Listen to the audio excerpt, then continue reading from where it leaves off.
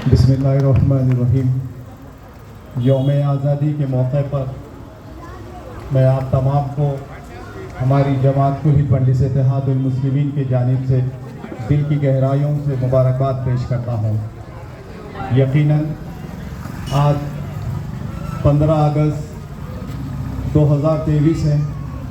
हमारे अपने मुल्क को आज़ाद होकर 77 बरस हुए। यकीनन ये 77 बरस में एक बड़ी दास्तान लिखी गई, तारीख़ में तरक्की की और बेशुमार तब्दीलियों की।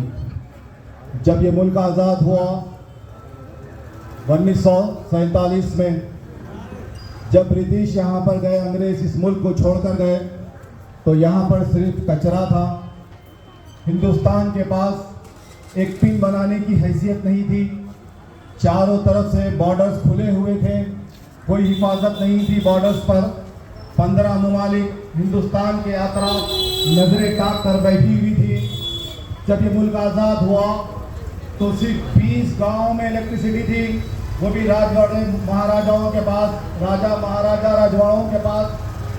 20 जगहों पर टेलीफोन था, 10 डैम थे। ये छोड़कर गए थे अंग्रेज इस मुल्क में। मगर वो तारीख है जो हम हिंदुस्तानियों ने मिलकर हुकूमत को जो ताकत बख्शी। ना हमारे पास जंगी जहाज थे, ना हमारे पास मिलिट्री के बड़े अफसर थे, फैकल्टी बड़ी थी, मिलिट्री का स्टाफ भी छोटा था। और आज हमारे पास सारे दुनिया की में बड़ी तादाद रखने वाली मिलिट्री अगर कोई मुल्क है तो हिंदुस्तान है, अल्हम्दुलिल्लाह।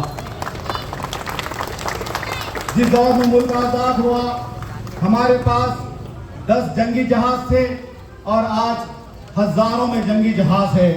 न्यूक्लियर पावर है, अग्नि मिसाइल है, न्यूक्लियर सबमरीन है, नाग मिसाइल है। अरे कितने मिसाइल से आज हमारे पास। आज हिंदुस्तान वो दिन दूर नहीं है, सारी दुनिया में एक सुपर पावर बनकर उभर रहा है। जब ये मुल्क आज़ाद हुआ पीने का पानी नहीं था, कल्टीवेशन के लिए पानी नहीं था, सड़कें नहीं थी, ब्रिजेस नहीं थे, डैम नहीं थे, तरक्की नहीं थी, बेरोजगारी थी, भूख थी। बच्चे पैदा होते ही 100 बच्चों में से 40-50 बच्चे पैदा होते, 2 साल 1.5 साल के अंदर मर जाते थे। कोई फैसिलिटी नहीं थी हॉस्पिटल्स की। अरे वैसे हालात में ये मुल्क पैदा हुआ, ये मुल्क की जमहूरियत मजबूत हुई और ये मुल्क जो है तरक्की करते करते करते इन 77 साल में अल्हम्दुलिल्लाह आज सारी दुनिया का नंबर 1 अगर आईटी कोई मुल्क है तो हमारा हिंदुस्तान है।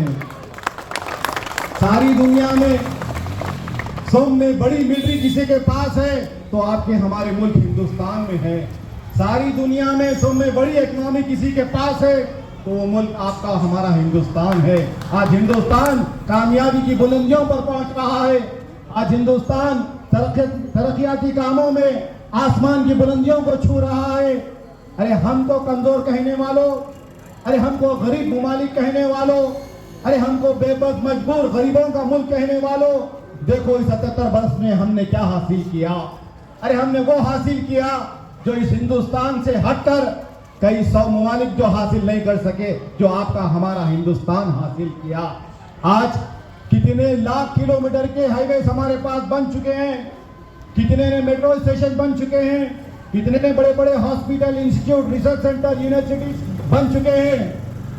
आज से पहले हम जिद्दोजहद कर रहे थे, कोशिश कर रहे थे, मगर अल्लाह ने हमारी कोशिशों को कबूल किया।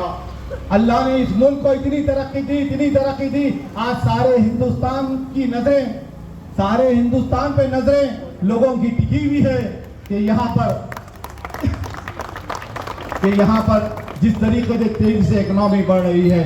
अरे हिंदुस्तान ऐसे ही तरक्की नहीं किया। सरहदों पर हमारे नौजवान जिन्होंने अपनी जान की बाजी लगाई सरहदों की हिफाजत करने के लिए, उन नौजवान सिपाहियों को लाखों सलाम।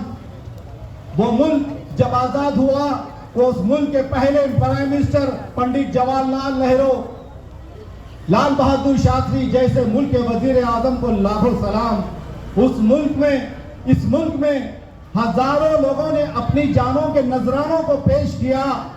अरे ये मुल्क हमारा है, हमारा था, हमारा रहेगा।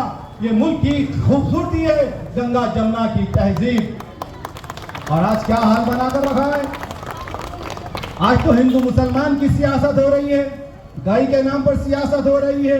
एक मजहब को दूसरे मजहब से बांटा जा रहा है, एक कौम को दूसरे कौम के दरमियान में नफरतों को पैदा किया जा रहा है। मगर हम ऐसे अज़ाइम को कामयाब होने नहीं देंगे। ये संघ परिवार, ये बजरंग दल, ये विश्व हिंदू परिषद, ये आरएसएस, ये बीजेपी के नापाक अज़ाइम को हम कामयाब होने नहीं देंगे। हम कल भी मिलकर थे, आज भी मिलकर है, सुबह क़यामत तक मिलकर रहेंगे हम इंशाअल्लाह ताला। इस तहजीब को संभाल कर रखना है हमको। ये तो गंगा जमुना की तहजीब है, जो हिंदू मुसलमान सिख ईसाई जो आपस में मिलकर एक दूसरे के साथ भाई भाई है। ये भाई भाई का जज्बा, ये भाई भाई का रिश्ता इंशाअल्लाह ताला सुबह क़यामत तक हमें ख्याल रखना है हमको। बच्चों तुम पढ़ो, तुम पढ़ो, तुम पढ़ो, पढ़ लिख कर काबिल बनो। इस मुल्क की जिम्मेदारियों को तुमको संभालना है। इंजीनियर डॉक्टर तो बहुत बन रहे हैं, बच्चों तुमको आईएएस बनना है, आईपीएस बनना है, एस्ट्रोनॉट बनना है, साइंटिस्ट बनना है। इस मुल्क के सरहदों को संभालने के लिए मिलिट्री में जाकर शामिल होना है, बड़े बड़े ओहदों को तुमको हासिल करना है। यही हमारे मुस्तकबिल है हमारे मुल्क का, यही रोशन मुस्तकबिल है हमारे मुल्क का।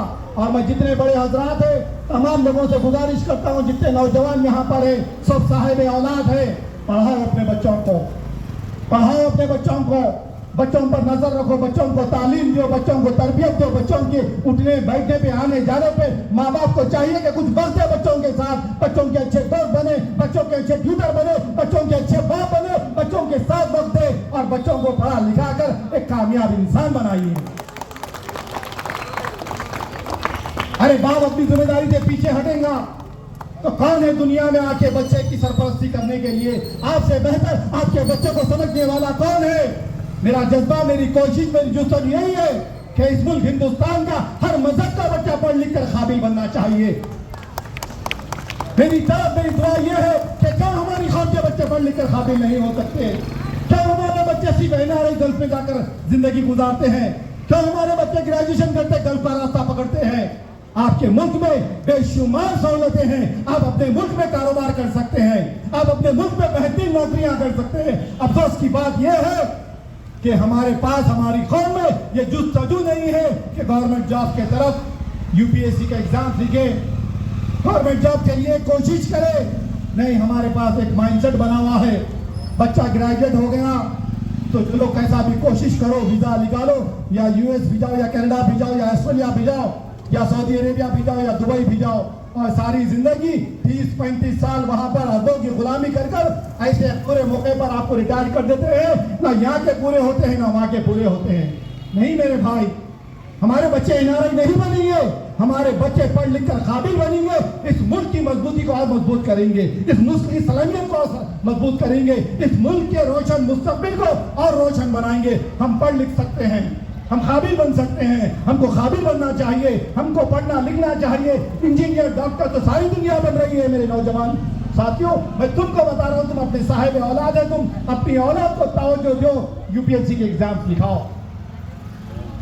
आज हम किसी कोर्ट में जाते हैं, हमारे लोग वकालत में पीछे, हमारे लोग गवर्नमेंट डिपार्टमेंट में पीछे, हमारे लोग मिलिट्री में पीछे, हमारे लोग नेवी में भर्ती नहीं होते, हमारे लोग गवर्नमेंट सर्वेंट नहीं बनते, हमारे लोग जिंदगी के किसी शोबे हयात, किसी महकमे में हमारे लोग नहीं है।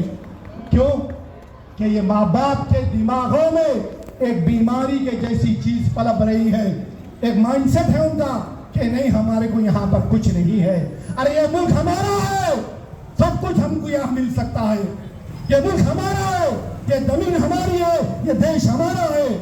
जैसा दूसरे पढ़ लिख कर काबिल हो रहे हैं, दूसरे पढ़ लिख कर नाम को रोशन कर रहे हैं, क्यों आपके बच्चे पढ़ लिख कर नाम रोशन नहीं कर सकते? क्यों आपके बच्चे साइंटिस्ट नहीं बन सकते? क्यों आपके बच्चे एस्ट्रोनॉट नहीं बन सकते? क्यों आपके बच्चे नेवी में कमांडो नहीं बन सकते? क्यों आपके बच्चे मिलिट्री में कमांडो कर्नल नहीं बन सकते? क्यों आपके बच्चे आईएएस आईपीएस नहीं बन सकते? क्यों आपके बच्चे वकालत में बैरिस्टर नहीं बन सकते? मैं उन तमाम साहिब औलाद माँ बाप से मुखातिब हूँ। अरे वक्त बदल रहा है, हालात बदल रहे हैं। ये मुल्क हिंदुस्तान एक ऐसे नाजुक चौराहे पर आकर खड़ा हुआ है जहां पर आने वाले वक्त में बड़े खतरनाक अजायब है संघ परिवार, विश्व हिंदू परिषद, बजरंग दल, आरएसएस, बीजेपी के अगर तुम मजबूती से खड़े नहीं होंगे तो सफ़े हस्ती से मिटाने की कोशिश कर रहे हैं ये लोग। ये लोगों के पास क्या है? मॉब लिंचिंग है। ये लोगों के पास सियासत क्या है? गाय के नाम की सियासत है, गोश्त के नाम की सियासत है, एक तहसील के नाम की सियासत है, हिंदू मुसलमान के दरमियान में एक नजरिया को बढ़ाना, ये इनके पास सियासत है। आपस में कौमों के बीच में दुश्मनी पैदा करना, ये इनकी सियासत है। हिंदुत्व के तरफ जा रहा है ये मुल्क। अगर हम हमारे बच्चों को पढ़ा लिखा कर काबिल बनाएंगे, हर महकमे में हमारे बच्चे भी रहेंगे, हर महकमे में हमारे अपने भी रहेंगे, तो डिपार्टमेंट को संभाल सकेंगे। मेरे भाई, मैं तमाम लोगों से गुजारिश कर रहा हूँ, ये मौका तो बड़ी बात करने का नहीं है। ये मुल्क हमारा है, बोलो हिंदुस्तान जिंदाबाद। ये मुल्क हमारा रहेगा, बोलो हिंदुस्तान जिंदाबाद। बोलो कल भी ये मुल्क हमारा था, हिंदुस्तान जिंदाबाद। अरे वक्त आएगा तो हमको कह दो, सरहदों पर जाकर हम हमारे देश की सेवा करेंगे, हमारे भारत की सेवा करेंगे और जान की बाजी लगाएंगे, सीनों को पेश करेंगे, गोलियां सीनों पे खाएंगे, पीठ पे नहीं खाएंगे। ये वो मुसलमान है, याद रखो।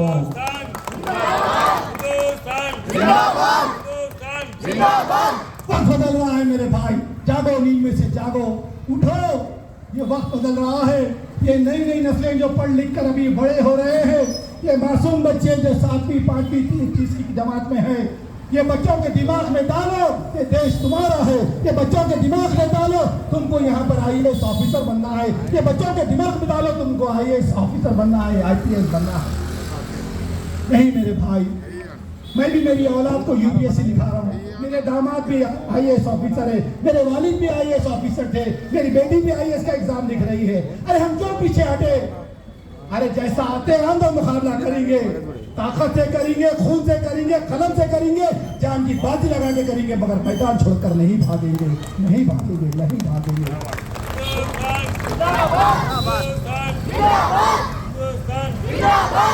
अल्लाह मुझको आपको कहने सुनने से ज्यादा अमल की तौफीक दे। अल्लाह इस मुल्क में हिंदू मुसलमान के दरमियान में मोहब्बत को पैदा कर परवरदिगार।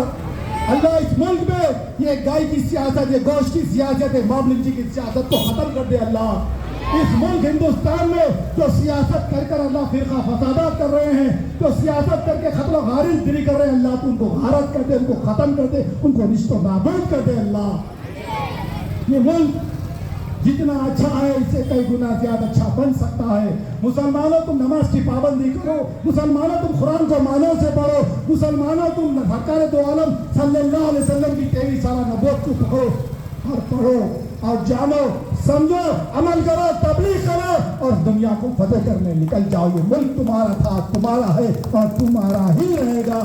शुक्रिया। खुदा की दुआ की दाना। अल्हम्दुलिल्लाह।